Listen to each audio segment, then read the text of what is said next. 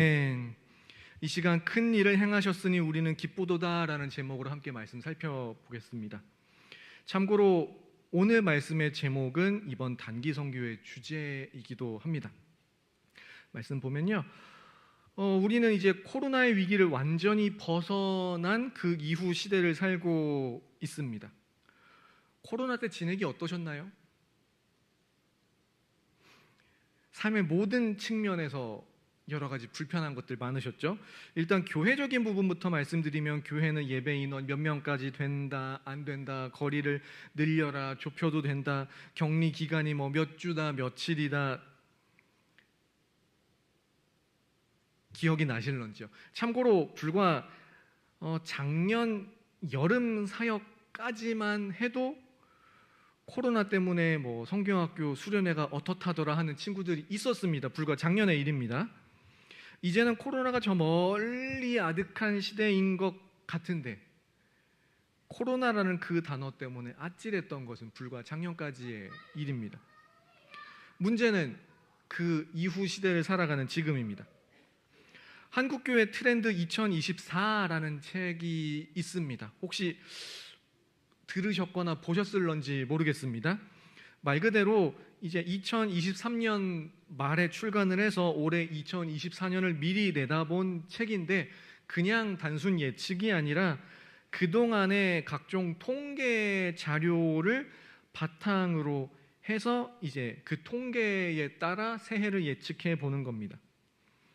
세간의 트렌드 코리아 2024가 있듯이 교회로는 이제 한국교회 트렌드 2024라는 책이 있는데, 아무튼 교회에 대한 이 책의 평가를 한마디로 하면 교회 수축의 시대입니다. 교회가 수축되는 시대. 마치 바벨론 포로기처럼 우리를 올가매는 코로나의 시대는 끝난 게 맞는데, 여전히 포로기 시대를 사는 것 같고 자꾸만 교회는 위축되는 경우들이 적지 않다라는 겁니다. 교회라는 공동체가 이제는 자기 교회 한 몸 챙기기에도 급급한 시대가 되었다라고 그렇게 평가를 합니다. 그러면 경제적으로는 어떠신가요? 코로나의 터널은 간신히 빠져 나왔지만 그래도 여전히 어렵다라고들 하시는 경우들이 많고요. 그래도 달리 생각해보면 경제가 좋다고 평가한 시대가 있었나요, 사실? 없었던 것 같긴 한데, 개인차가 있습니다만 어떤 분들은 코로나 때보다 지금이 더하다라고 표현하시는 분도 있는 걸로 알고 있습니다. 경제적으로든 영적으로든 어떤 생활 차원에서든 마치 포로기와 같은 시대를 보내고 계신 성도님 계신가요? 오늘 말씀을 통해 우리에게 큰 일을 행하시고 자유를 주시는 하나님을 만날 수 있기 바랍니다. 더 나아가 우리 가운데 특별히 오늘은 단기 선교 파송식으로 예배를 드립니다. 단기 선교라는 큰 일을 행하신 하나님의 역사를 기대하는 이 시간이 될 수 있기를 소망합니다. 오늘 본문인 시편 126편은 성전에 올라가는 노래라는 표제가 붙어 있습니다. 말 그대로 예루살렘 성전을 향해 올라가던 순례자들이 부르던 노래, 즉 시가 되는 건데요. 이 126편이 기록된 정확한 시대는 알 수 없지만 관련 배경은 이제 앞선 시대의 고생이 어마어마했을 법한 시대입니다. 시대 배경을 한번 본문을 통해 살펴보죠. 오늘 말씀 126편 1절 말씀 함께 읽겠습니다. 시작. 여호와께서 시온의 포로를 돌려보내실 때에 우리는 꿈꾸는 것 같았도다. 아멘. 이스라엘 역사상 시온, 즉 예루살렘의 포로가 대대적으로 발생했을 때가 언제인가요? 바벨론 포로기, 남유다가 멸망했을 그때입니다. 남유다가 멸망하고 수많은 예루살렘 백성들이 바벨론의 포로로 끌려갔습니다. 이후 이 바벨론 포로기를 70년을 거치고 다 마치고 수많은 시온의 포로들이 극적으로 고향으로 이제 돌아가도 좋다, 돌아가라, 바벨론 제국이 멸망하고 새로운 바사 제국의 시대가 열리며 고레스 왕이라는 이 왕의 칙령이 떨어졌습니다. 돌아가도 좋다, 돌아가라라는 거였습니다. 그 명에 따라 고향 예루살렘으로 돌아갈 때 이스라엘 백성들은 과연 어땠을까요? 꿈꾸는 것 같았다 말씀합니다. 정말 꿈꾸는 것 같았을 겁니다. 남유다가 망하던 그 즈음에 예레미야 등의 선지자를 통해 70년 만에 바벨론으로부터 이제 나라가 멸망하지만 다시 회복될 거다라고 예언은 이미 선포되었지만 70년입니다. 그 말씀이 믿어질런지 또 믿어지는 여부를 떠나 우리의 예루살렘이 함락이 된다, 성전이 파괴가 된다라는 것 자체를 상상도 못하던 유대인들이었습니다. 그 충격이 상당했을 겁니다. 다시 시온으로 돌아온 이 꿈꾸는 것 같은 시대가 왔다고 노래합니다. 그리고 2절과 같이 주변 나라들은 여호와께서 그들을 위해서 큰 일을 행하셨다 평가를 내리죠. 이처럼 1절, 2절, 3절은 자신들을 향해 큰 일을 행하신 하나님께 찬양을 올려드리는 걸 볼 수 있습니다.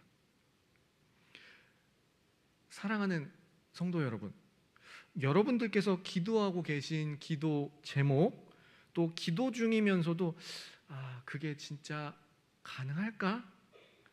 기도의 응답이 마치 꿈같이 멀게만 느껴지시는 여러분, 우리 하나님은 그 막막하고 막연한 큰 일을 넉넉히 행하시는 분임을 오늘 말씀을 통해 믿음으로 바라볼 수 있기를 소망합니다. 방금 1, 2, 3절이 하나님께 올려드리는 감사와 찬양의 고백이었다면 4, 5, 6절은 하나님께로 향하여 드리는 직접적인 간구입니다.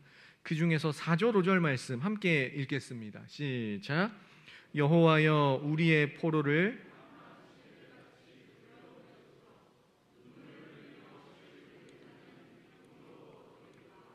아멘. 우리의 포로를, 아직까지 포로로 돌아오지 못한 가족, 친구, 동역자들을 남방 시내들 같이 돌려보내소서라고 말씀을 합니다.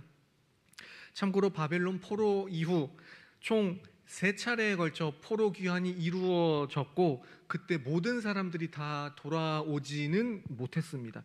여전히 흩어지는 디아스포라 유대인들이 있었죠. 우리의 그러한 포로를 남방 시내들 같이 돌려보내달라 말씀합니다.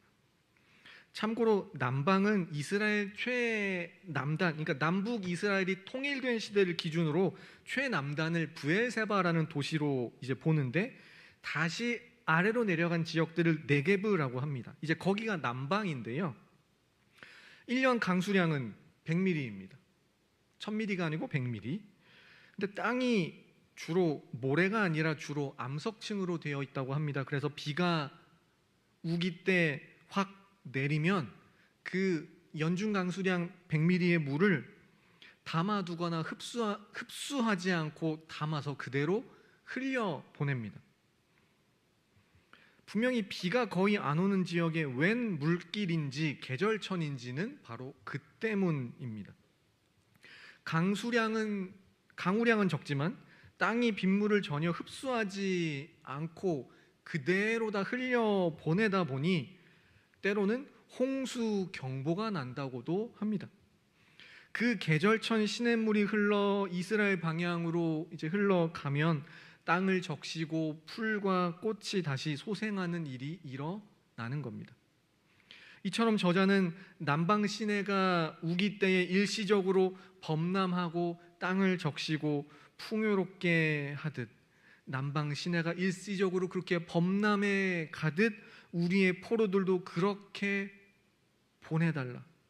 그리고 이것을 위해 눈물 흘리며 씨를 뿌리는 자는 기쁨으로 거두리라 말씀하고 있습니다. 우리는 혹시 무엇의 포로로 사로잡힌 것 같은 삶을 살고 있습니까?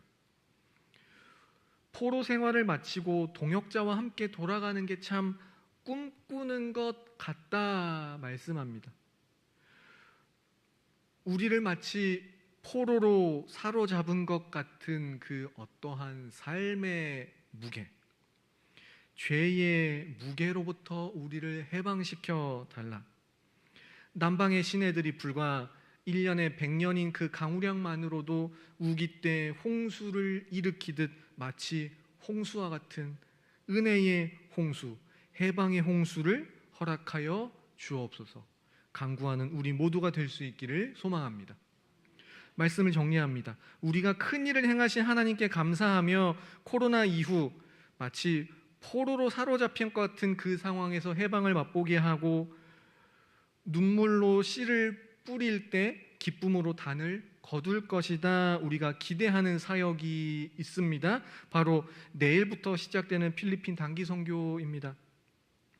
이 단기 선교 팀원이 대부분 또 청년부 소속인 건 사실이지만 아직 청년이 아닌 고등부도 한 명, 또 세 분의 권사님들도 함께 전 세대가 함께 가는 단기 선교이기도 합니다.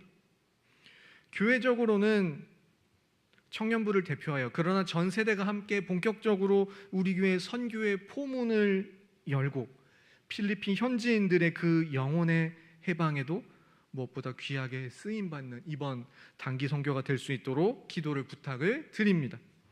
오늘 말씀을 묵상하시며 개인적으로는 나를 억누르는 삶의 문제, 어떠한 죄의 문제, 고난과 고통의 문제에 대해 나로 하여금 자유를 맛보게 하실 기도한 그 이상으로 큰 일을 행하시는 하나님을 기대하시기 바랍니다. 그리고 마지막으로 이번 단기 선교가 큰 일을 행하시는 하나님의 그 일하심이 나타나 우리는 기쁘도다, 큰 일을 행하셨으니 기쁘도다 고백할 수 있는 그러한 사역이 될 수 있도록 기도를 부탁을 드리겠습니다.